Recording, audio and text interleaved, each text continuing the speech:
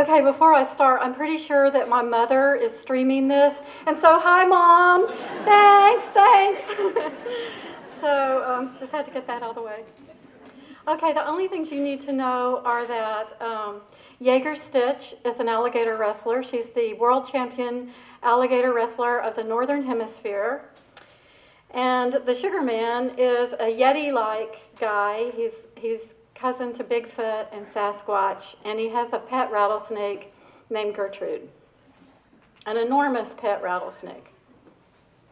But how, you might ask, could Jaeger Stitch get her greedy little hands on an entire swath of prime swamp?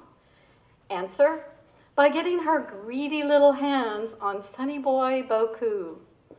The Boku Corporation had owned the swamp for like 350 years, even before a little transaction called the Louisiana Purchase.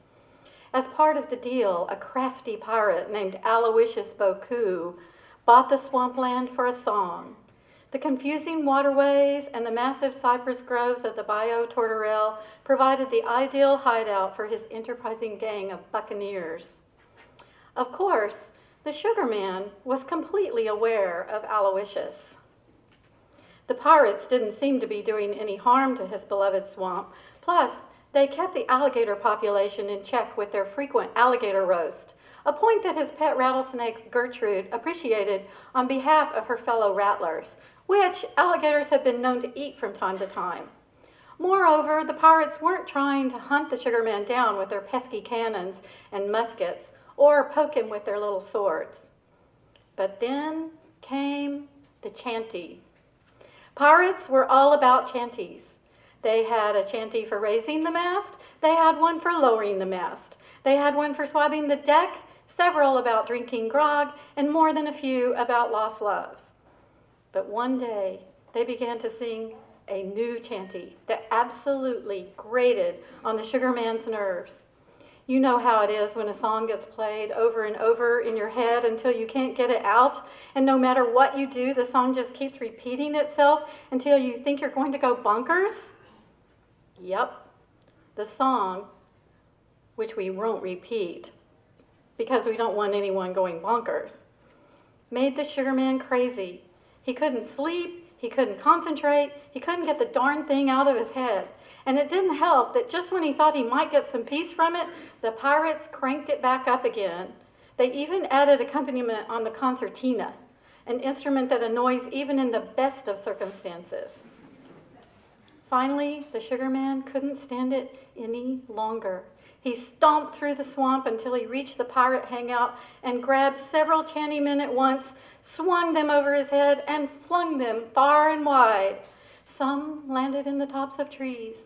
Some landed on the backs of alligators, and some landed in the Gulf of Mexico. The rest of the crew abandoned ship, so terrified were they of the creature as tall as a tree, with hands as wide as palmettos. Aloysius was left alone, his heart pounding faster than the flapping fins of flying fishes. The captain fell to his knees and begged for mercy. Seeing his obvious advantage, the Sugar Man struck a deal, which he made Aloysius write down using his own blood as ink. A deal.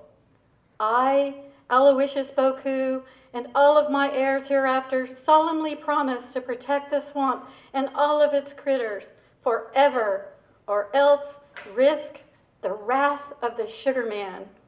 Signed, A. Boku. P.S. Protection includes protection against a particular sea chanty.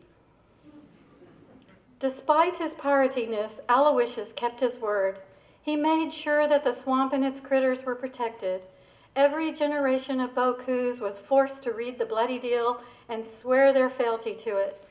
After all, the big guy had spared their ancestors' life, and they were grateful. They were merciful Bokus. Thank you.